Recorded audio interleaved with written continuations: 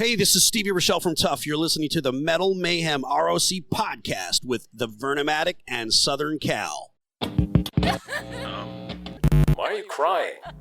Who keeps saying rock is dead? Rock is not dead.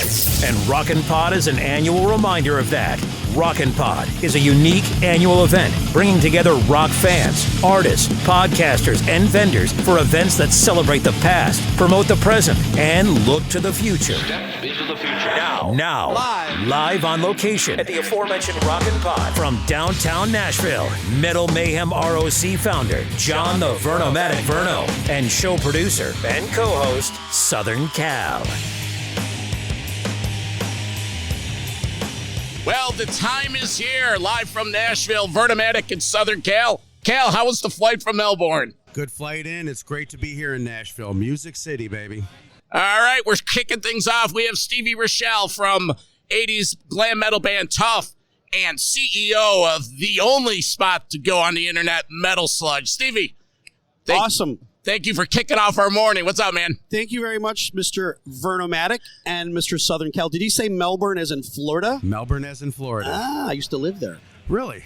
I lived there in January, February, and March of 85. That's probably right when we first opened up our restaurant. We were out in Merritt Island. Frankie's Wings and Things. I skated the half pipe at Ron John's Surf Shop every single day. Oh, yeah. And I worked at the Jubilation nightclub at the Holiday Inn on the A1A. Yep. And I worked at a Mr. Donut as well. Yeah, Mr. Donuts. In Melbourne. Still around. That's crazy. That's Small pretty is the- tough. That's the small world. Pretty tough. Right I here. moved there from Wisconsin to try to become a professional skateboarder. That's a place to go right there. Yeah. Either surfing, either sidewalk surfing or Yeah. out on the beach, you know. Well, that's awesome. The 6 degrees of Metal Mayhem. Yeah. Well, Cal, that leads us into our first comment for Stevie. Well, we just, but back in January in Satellite Beach, we had a chance to see Enough's Enough. Right. We caught them right in between the Key West Fest at Rock Island. Rock Island, exactly. And then you guys were off to Australia. Correct. 4-city tour in Australia. Yeah. How did everything go down under? It was awesome. And, you know, all of us were from somewhere else, meaning Faster Pussycat, Eclipse from Sweden, Wednesday 13 band, Enough's Enough, Pretty Boy Floyd, TUFF, 6 bands coming from outside of Australia down under. And then they had 2 national Aussie bands and 2 local bands at each show. So there was 10 bands every day. All the shows were in a row. Brisbane was the first night. Melbourne was the second. Adelaide was the third. Sydney was the fourth. And everything was far enough apart that we had to fly every day. So in the morning, there was 46 dirtbag rockers in leather jackets with guitar cases at the airport at 6 in the morning. At the airport. So we were literally getting onto a bus or into 4 vans at 4 a.m. every single day. Nobody was late. Nobody got lost. Nobody had a fight. Nobody argued. No drama. It was awesome. And I had some chats with Chip and Tammy and Wednesday, all of us who have been doing this a long time, you know, and variations of different members have come and gone. But, well, you know, to be on the other side of the planet and to play music that, you know, we at one point started writing in a basement or a rehearsal room 35, 37, 40 years ago.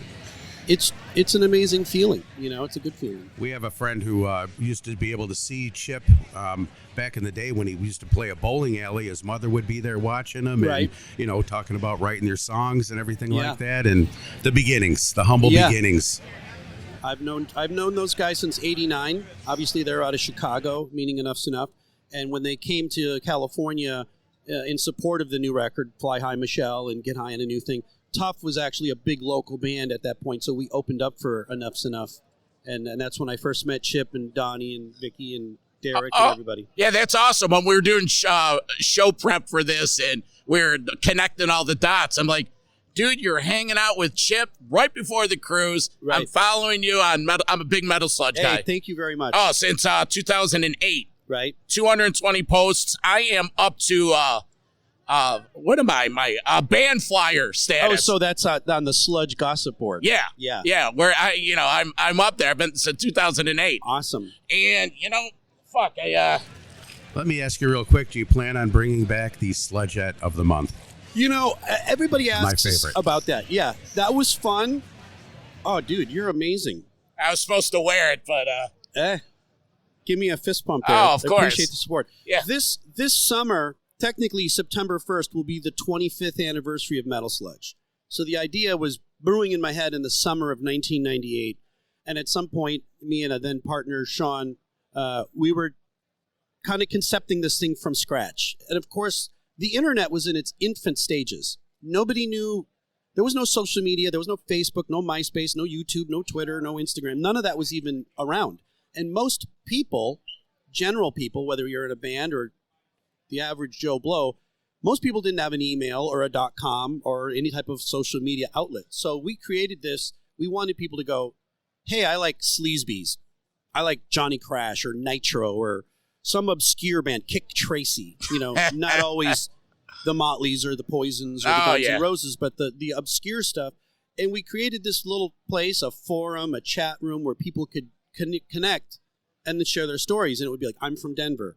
I'm from Austin. I'm from Bakersfield. I'm from Germany, you know, and all these different things that we had as far as weekly specialties like interviews, like you said, the Sludgettes. Yep. You know, when we did the Sludgette thing and the Sludgeaholic, we were kind of modeling it after like a Sludgette being like a playmate, a cute girl, a gorgeous girl.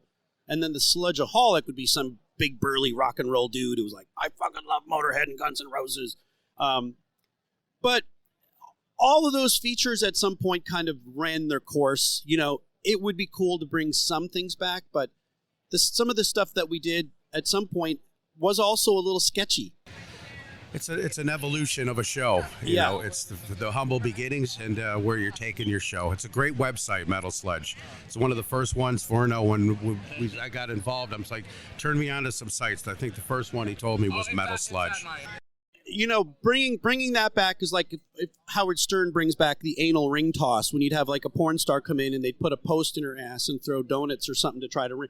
Some things, you know, there's doing the Sludgette or the Sludgeaholic, the Sludgette of the Month. We always had some sexually based kind of questions. Oh, there were some good-looking girls on there. Yeah, the girls would send photos with their bikini tops, and especially in the last 5 years with the Me Too movement, things become a little bit more touch and go. I have one question about Sludge, and then we have a listener question that's going to test your Green Bay Packer knowledge. Okay. But what the hell ever happened to Hungwell?